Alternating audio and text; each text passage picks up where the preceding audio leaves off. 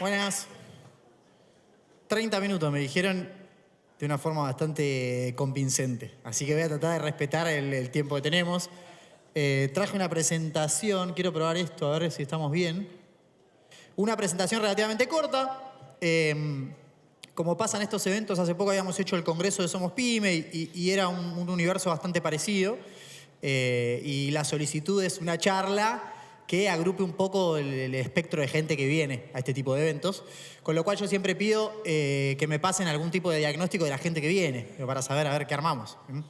Por suerte es un diagnóstico bastante homogéneo. Digamos. Tienen a lo largo del Congreso, no sé quiénes estarán acá, pero digo, en general la gente que se anotó a este Congreso es gente que trabaja en absolutamente todos los sectores de la economía. Con lo cual el desafío en esta charla es tratar de hacer algo que les sirva a todos. ¿Bien? Y todos se dedican a cosas distintas. Cuando hacemos el corte por empresa, la cosa mejora un poquito. La gran mayoría de los que están acá son empresas chicas, medianas. Así que vamos a tratar de armar algo que sea contarles un poco a dónde estamos parados. ¿Bien? Que es algo que yo creo que les va a servir a todos, indistintamente de en qué sector estén operando. No importa si son del sector textil, metalúrgico, energía, servicios. ¿Bien? Entonces lo que preparé es algunos hechos estilizados de la economía argentina. Voy a spoilear un poco. ¿Cuál es el punto de esto? El punto es, la economía argentina está pasando por una transición. ¿Bien? Está cambiando, está rotando. Está cambiando básicamente lo que yo denomino las condiciones de competencia de la economía argentina. Vos hasta hace un par de años tenías un negocio que funcionaba de una manera, compro en tal lugar, me estoqueo, después voy vendiendo, cualquier cosa compenso con el precio, alguna ineficiencia de costo, voy a ver si consigo algo importado, igual no se compite mucho. Bueno, esas condiciones de competencia cambiaron radicalmente. Hoy tenés otro esquema, tenés otro modelo, y entonces lo que voy a tratar de hacer es contarles un poco cómo son esos cambios y tratar de contarles cuál de esos cambios son sostenibles y cuáles pueden volver para atrás. ¿Bien? La gran mayoría de los que les voy a contar, obviamente, son de los que se sostienen, ¿bien? Porque es un poco lo que quiero hacer. ¿Cuál es el problema principal que tenemos? El problema principal es que en la economía argentina se solapan dos procesos muy importantes y distintos. ¿Bien? Primero tenemos un proceso que es el proceso de estabilización y normalización de la economía. ¿Qué es eso? Es básicamente una economía que funcionaba mal porque tenía todos los incentivos al revés. De alguna manera este gobierno llega y trata de acomodar. Acomoda los precios relativos, pone el dólar más o menos donde cree que va, termina el tema de la brecha, baja un poco la inflación, acomoda el tema de las tasas de interés. Bueno, es un proceso de normalización, ¿bien? Que de a poco va terminando y empieza a jugar algo que es más de mediano plazo, que son las condiciones de competencia o el modelo económico. ¿Bien? ¿Cuál es el modelo económico? Bueno, es un modelo de apertura económica, de regulación, ¿bien? Y competencia. Entonces, lo que primero observo es estamos parados sobre esa transición. Porque el plan de estabilización no terminó y el programa económico se va desplegando de a poco. ¿Bien? ¿Por qué digo esto? Porque en Argentina, para uno tener un negocio, lo que tiene que hacer es saber cómo está pensando el policymaker o cómo está pensando el gobierno. Y para saber cómo está pensando el gobierno, uno tiene que entender que en el medio están estos dos procesos.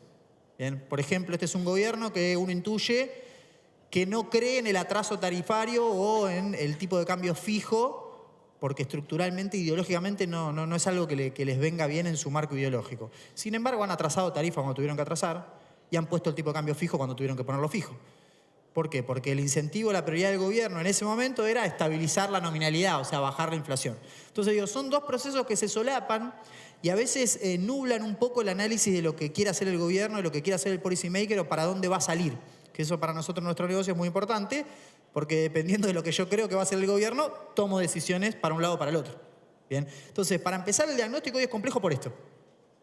Por momentos pareciera que el gobierno quiere bajar más rápido la inflación, pero después cuando uno mira el modelo económico no tendría que hacer muchas cosas para bajarla, tendría que ser más bien un modelo de desregulación. Entonces, bueno, es que de a poco se van solapando estos procesos. La estabilización todavía no terminó y el modelo económico todavía no terminó tampoco de desplegarse. Estamos en ese proceso. Como si fuese poco, tenemos un problema más, que es que el año que viene hay elecciones. Con lo cual, buena parte de todas las cosas que deberían seguir mejorando, corrigiéndose el año que viene, no se van a corregir, básicamente porque tenemos el periodo electoral. Hay algunos procesos, como pueden ser, hoy tenemos un tipo de cambio bajo y estable. ¿Se va a mantener eso en el largo plazo? No lo sabemos. Hay herramientas para pensar que sí. El punto es, ¿se va a mantener puntualmente el año que viene que haya elecciones? Probablemente no. Bien, entonces tenemos una serie de procesos que se van solapando entre sí que complican el análisis. Así que nosotros lo que vamos a hacer ahora es ir a cosas muy puntuales. En términos generales, le vamos a mostrar un gráfico que hicimos ahí con Fede, mi socio de la consultora, como para resumir un poco lo que vemos del proceso. ¿Bien?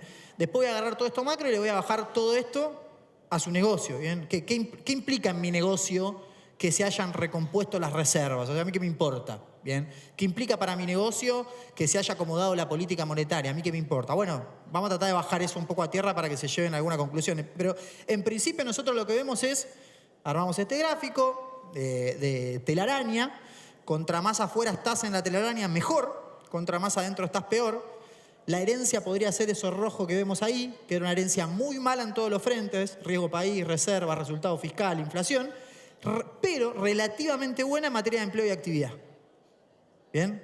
La economía era un desastre en diciembre de 2023, pero era un desastre con pleno empleo y mucha actividad. ¿Bien?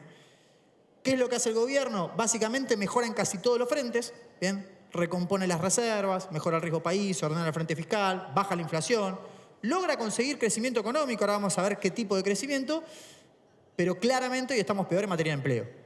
¿Bien? ¿Y la perspectiva cuál es? Y la perspectiva que en el mejor de los casos quede como está.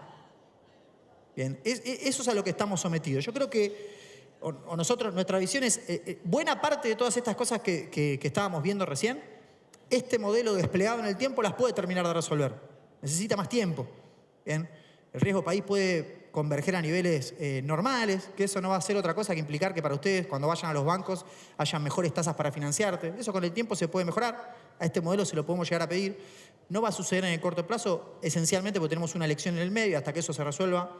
¿Bien? No va a terminar de decantar, pero la mayoría de los procesos de mejora son sostenibles. ¿Bien? El único punto donde nuestra opinión es que todavía hay algo por resolver es en materia de empleo. Bien, este es un modelo que, ahora lo vamos a ver con algunos números, en el mejor de los casos te deja un mercado laboral muchísimo más informal, ingresos muchísimo más bajos y un mercado interno mucho menos pujante del que teníamos hace unos años. ¿Bien?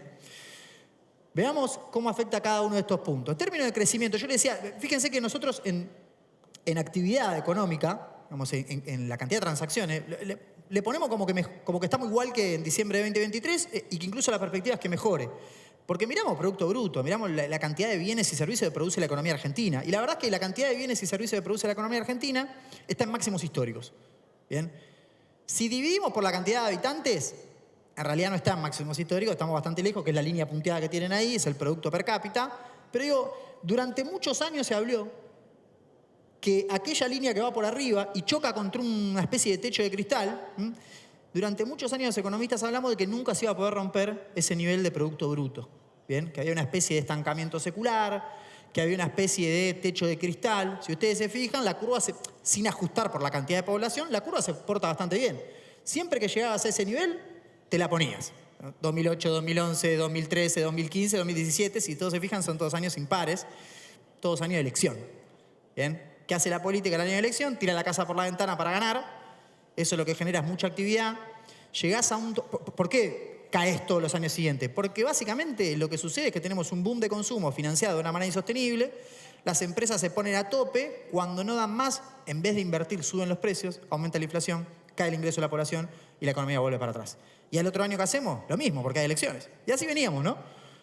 Por suerte tuvimos la capacidad de romper ese circuito de uno sí, uno no, y caímos 3 años seguidos. Lo logramos. ¿Bien? Bueno, después logramos como volver al mismo nivel, volvimos a caer, y 2025 y 2026 quedan por arriba de esa línea. Y la buena noticia es, Argentina hoy tiene el Producto Bruto, sin ajustar por población, más grande de sus últimos 50 años. ¿Bien? Puede ser el más grande de su historia, después hay que hacer más ajustes metodológicos, así que no me voy a meter ahí, pero digo, es probablemente el PBI más grande y va a seguir creciendo. La economía argentina va a crecer porque está en un proceso de crecimiento tendencial. ¿Bien? Este gráfico es horrible, pero yo ahora se los voy a explicar. ¿Qué es? Lo mismo que vimos ahí, o sea, la actividad por mes. ¿Bien? Y tiene unas líneas naranjas que son la difusión del crecimiento. ¿Qué significa eso? Cuando la línea naranja va para arriba, significa que cada vez más sectores del total crecen. Entonces, fíjense que cada vez que nosotros hacíamos máximo, máximo es la línea azul. La línea naranja también hacía máximo. ¿Qué significa? Que la economía crecía y crecían casi todos los sectores al unísono. ¿Bien? Fíjense que nosotros llegábamos siempre a los máximos de actividad, ese supuesto techo de cristal que teníamos, con todos los sectores creciendo a un ritmo parecido. Algunos crecerán más rápido, otros, pero todos crecían. Fíjense la última vez cómo llegamos al máximo histórico, con los niveles de difusión en mínimos. ¿Qué significa eso? Que este es un modelo en donde hay grandes ganadores y grandes perdedores, algo que no era tan habitual en la economía argentina antes. Antes, cuando andábamos bien, andaban todos más o menos bien, y cuando andábamos mal, andábamos todos más o menos mal. En este modelo nosotros logramos llegar al máximo de actividad, pero de una forma distinta. ¿Bien? Y ahí es donde tenemos la clave de este proceso de crecimiento económico de la economía argentina. ¿Cuál es ese proceso? Es un proceso súper heterogéneo, donde vos tenés muy pocos sectores que crecen muchísimo y sectores que son muy importantes para el empleo que les va mal.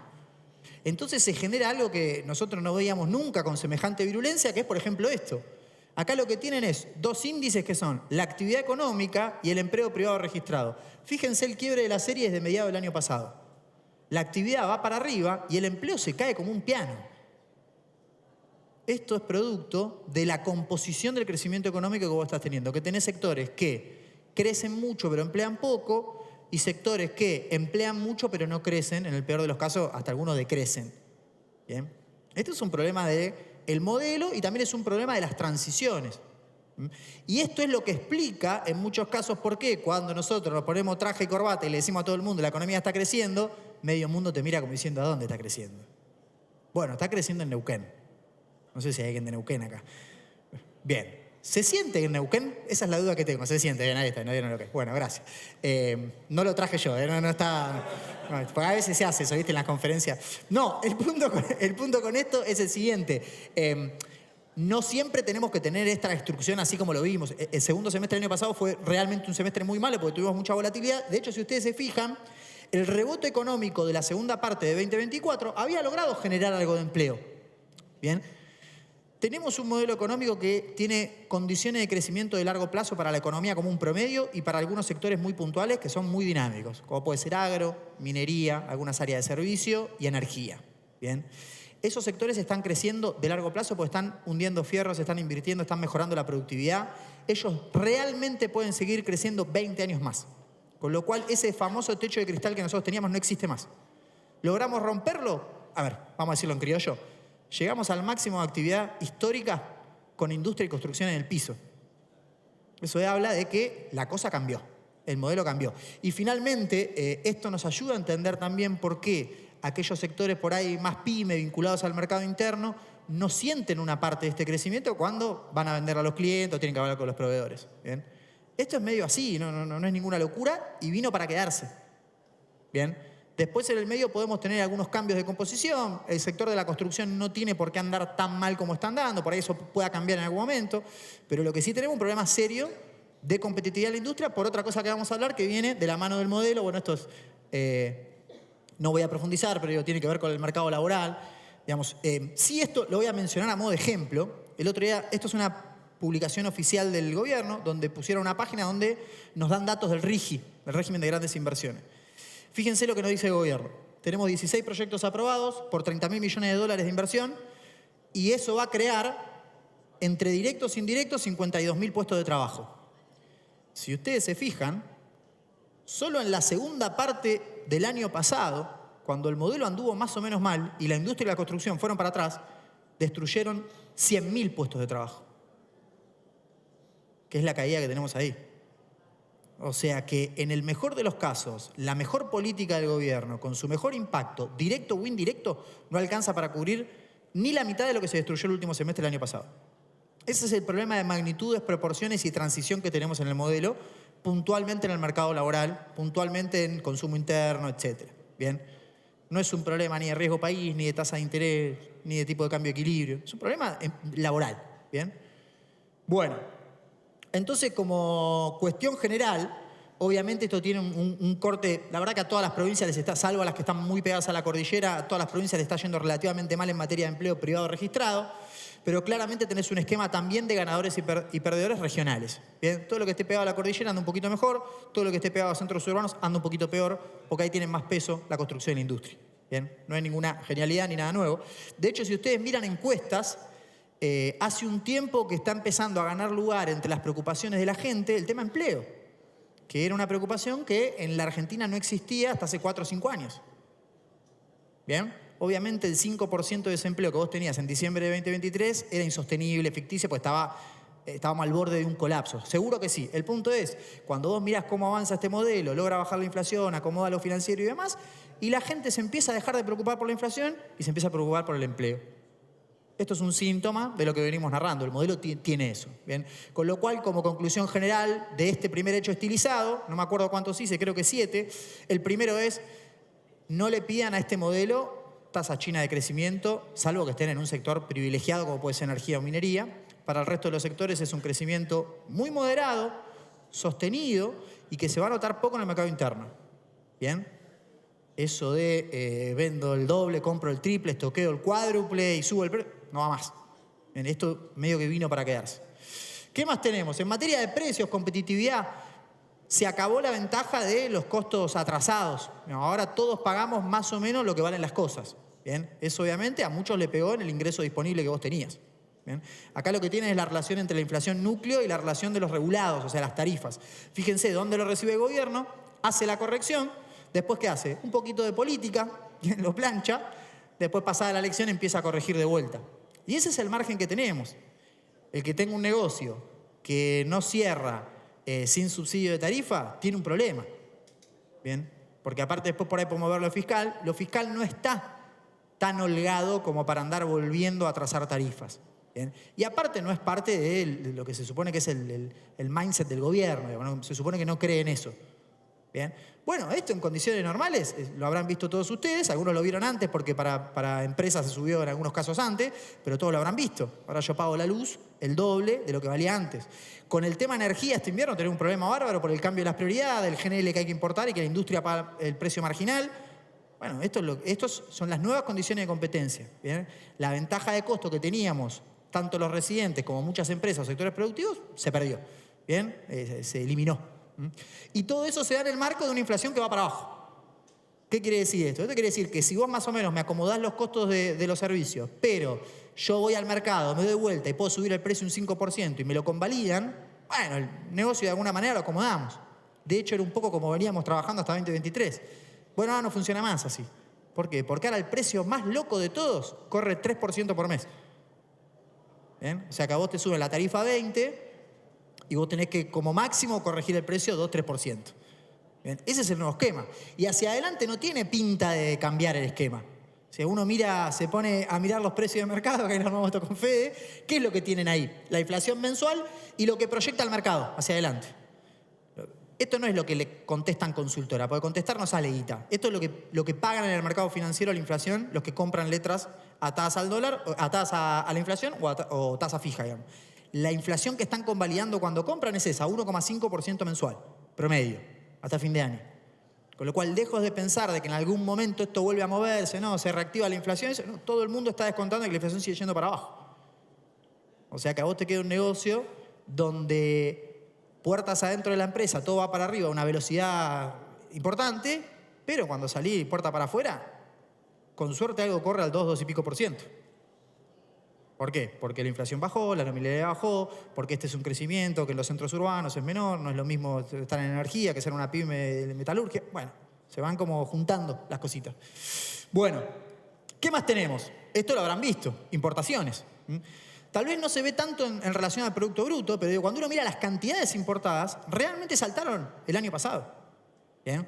Esta es otra cosa de las condiciones de competencia que hace 3-4 años no estaba. Competías, importaciones hubo siempre, ¿bien? Pero no en la cuantía en la que están entrando ahora. Entonces, esto realmente cambió las condiciones de competencia.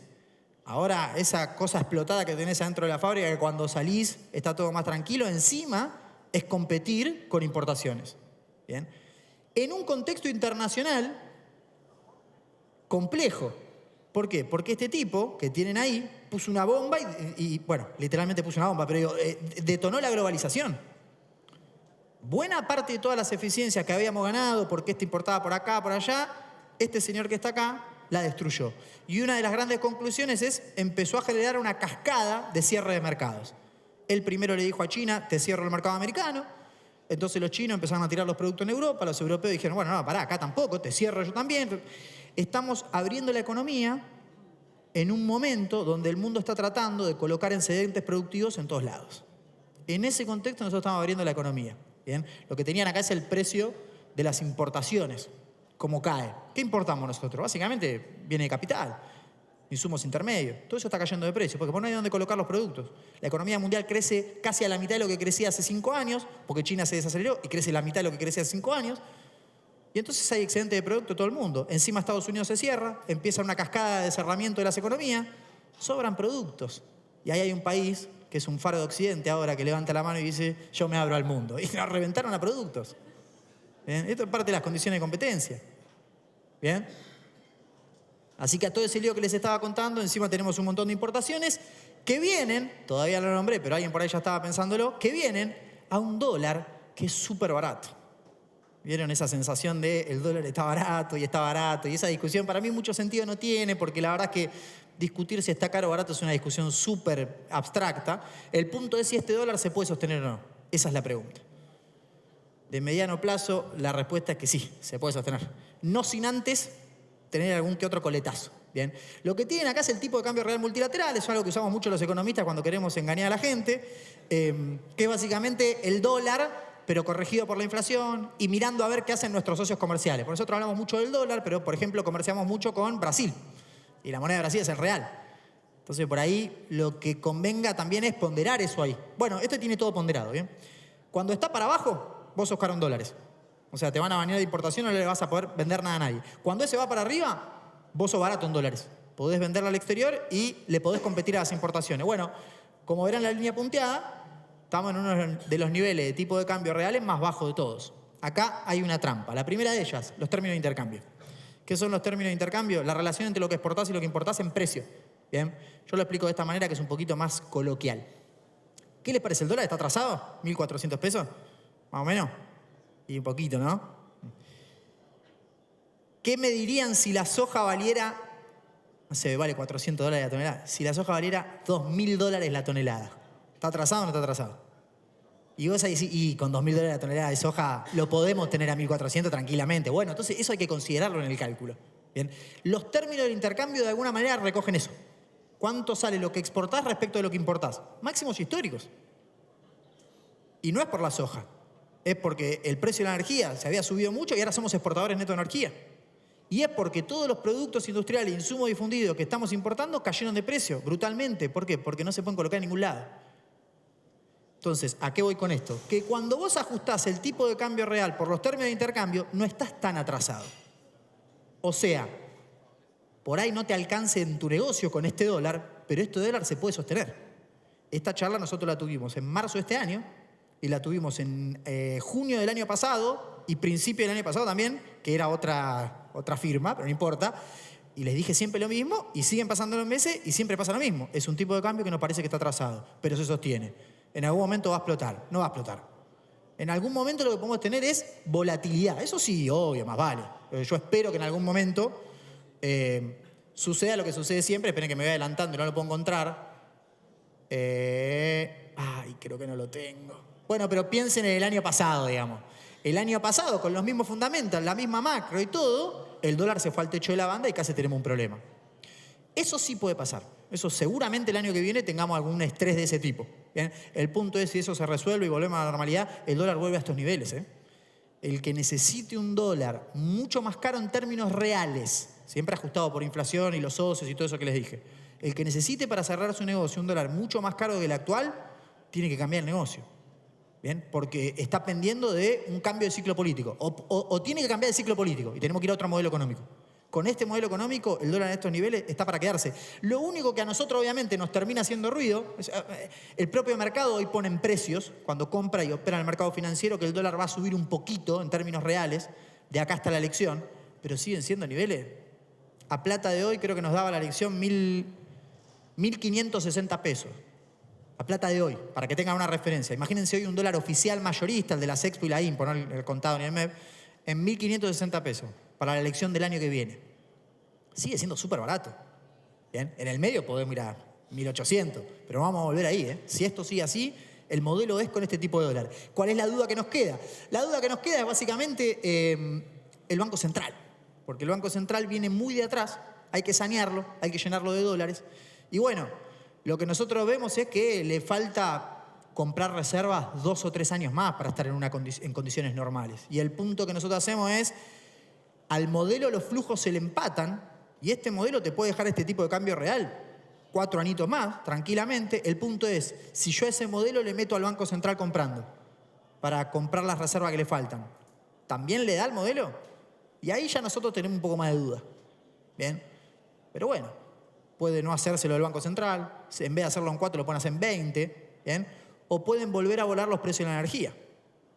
Porque de hecho el programa financiero de este año del Banco Central cerró esencialmente porque subieron los precios de la energía, si no, no cerraba. ¿Bien? Pero bueno, hubo suerte y se aprovechó. Pero no parece ser que el dólar bajo sea algo que en algún momento ya se destraba y cambia y vamos a otro modelo más parecido. No. Lo que sí puede haber es un poco más de volatilidad. Voy a avanzar porque me queda poco tiempo. Tema crédito, tasa de interés, también es algo que cambió. Esto cambió relativamente para bien. Reapareció el crédito en algún momento de 2024 a 2025. Los bancos prestaron. ¿Qué es lo bueno? Los bancos prestaron y los bancos, el sistema financiero argentino es un sexto de lo que debería ser. O sea, puede crecer, multiplicarse por 6 y no pasa nada. Llegaría a los niveles que tiene el sistema financiero de la región. ¿Cuál es el punto? Los bancos están haciendo el ejercicio de prestar después de 10 años, lo hicieron muy bien y después de que prestaron, el gobierno le hizo esto a las tasas de interés del mercado de dinero. O sea, básicamente, para frenar el dólar, apretó mucho lo monetario, las tasas volaron y agarraron a todo el mundo prestado. Entonces, ¿qué es lo que hacen los bancos ahora? Esperan. Van prestando a medida que pueden. Ahora están sentados sobre una cartera que es relativamente grande para lo que están acostumbrados, con un esquema de tasas que muestra bastante volatilidad y con una mora que subió bastante. ¿Bien? No es una tragedia, no va a pasar nada serio, no importa, no es problemático. El punto es que es natural que se haya cerrado la ventana del crédito a gran escala por un tiempo, que es lo que estamos viendo. Bien. Respecto del crédito, se puede ser optimista con este modelo. Si realmente los financieros se acomodan, las tasas comprimen, hay un poquito más de estabilidad, los bancos vuelven a prestar. Tienen muchísimo margen para prestar. Bien. O sea que una de las pocas ventajas que tiene en ese sentido el modelo es que es un modelo donde se supone que va a haber financiamiento. Bien. La pregunta es: ¿financiamiento para qué? Bien. Eso cada negocio sabrá.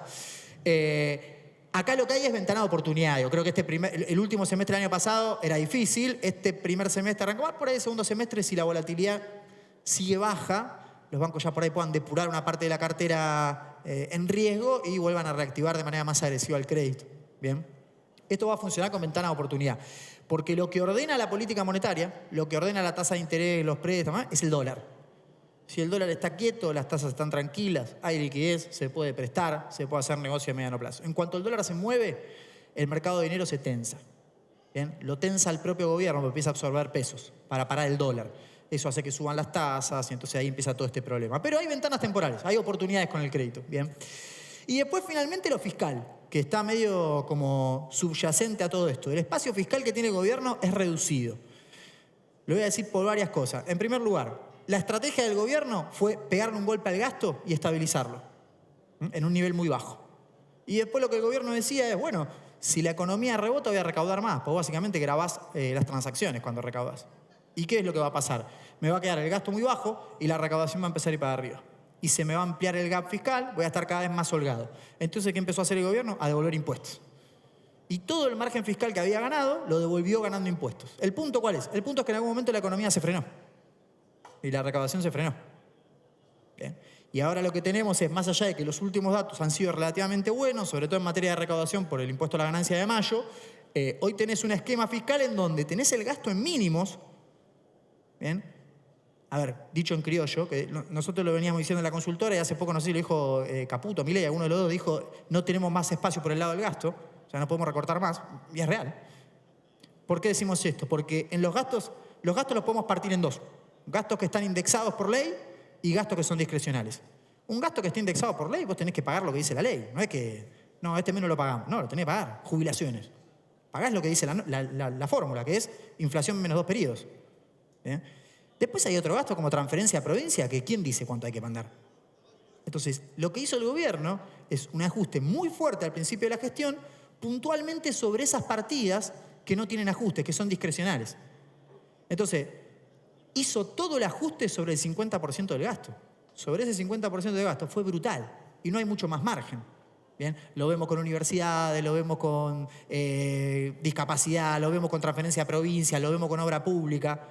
Como metió todo el ajuste en esas partidas, la llevó a un mínimo, ya no puede bajar más, entonces obviamente, por el lado del gasto no puede ajustar más. Si la recaudación empieza a caer, tiene un problema, porque se le va a achicar el superávit fiscal y del lado del gasto no puede recuperar más. Entonces estamos todos viendo a ver cómo termina la recaudación. Los últimos datos de recaudación fueron buenos igual. ¿Bien? Y el problema que vos tenés con la recaudación es que si la economía crece, vos recaudás más. ¿Y qué veíamos? Que la economía crecía. Sí, pero no es tan así. En realidad, vos recaudás más si crecen algunos sectores particulares, como son comercio, industria y construcción, que son justamente los que no están creciendo. ¿Bien? No es lo mismo lo que te puede pagar en impuestos vaca muerta que lo que te puede pagar la industria. Entonces ahí lo que llevo como conclusión, porque ya tengo ahí, me están mirando y creo que tengo que cortar, estoy bien igual, 30 minutos. No parece haber mucho espacio fiscal para extender, por ejemplo, un atraso tarifario un año más o cosas así. Bien, lo fiscal está fino. Después el gobierno puede decir en algún momento tengamos menos superávit del que proyectamos. Eso puede ser, va a cambiar las condiciones. Así que a modo de conclusión final, lo último que voy a decir es esto. Porque uno me puede decir tranquilamente, Argentina no es un péndulo. Esto no cambia el año que viene y volvemos al otro esquema de mucha brecha, mucha actividad, mucho lío, mucho costo, mucha inflación, paso toda la ineficiencia a costo y vendo el doble, el triple, me estoqueo, no tengo que competir más con importaciones. No va a pasar eso el año que viene, no va a cambiar. Puede que sí, puede que en algún momento eso suceda.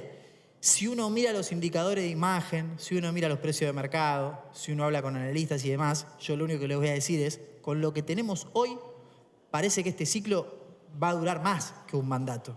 Con lo cual, lo que yo les recomendaría es consideren que estos cambios pueden durar más de lo que nos imaginamos. Bien, en algún momento cambiará e iremos a lo otro, mucha inflación y mucha actividad, seguro. Nos vamos a encargar de alguna manera ir de un extremo al otro y no lograr resolver nada. El punto es, yo creo que falta para eso. Bien, entonces todos aquellos que estén esperando, la última bala es octubre del año que viene. A cómo está todo, estos son indicadores de imagen del gobierno, que encima mejoraron el último mes, un poquito rebotaron. A cómo está todo y encima si la inflación baja rápido el segundo semestre, por ahí haces un piso de actividad en estos sectores críticos que hablábamos, el empleo se estabiliza. Si el empleo se estabiliza con la inflación en 2% mensual, todo va a indicar que Milei va a ganar la elección. Entonces, que estos cambios de modelo que vimos se van a sostener por lo menos 4 años más. Bien. Esto ustedes lo agarran en octubre del año que viene, con Grabois ganando la elección en primera ronda y me dicen, Sar, te equivocaste. Puede ser. Puede ser porque este país nadie sabe a dónde vamos a terminar. Pero bueno, si yo tuviese que hacer los números y decirle con lo que tenemos hoy de información, yo creo que este ciclo va a durar un poquito más de lo que nos imaginamos. Así que todos estos cambios que les acabo de hablar se van a profundizar. ¿Bien? Todos los que hayan visto cosas acá que dicen con esto no cierra mi negocio, espero que cambie, yo no creo que cambie en el corto plazo. Así que lo que hay que cambiar es los negocios. Bueno, gracias por escuchar.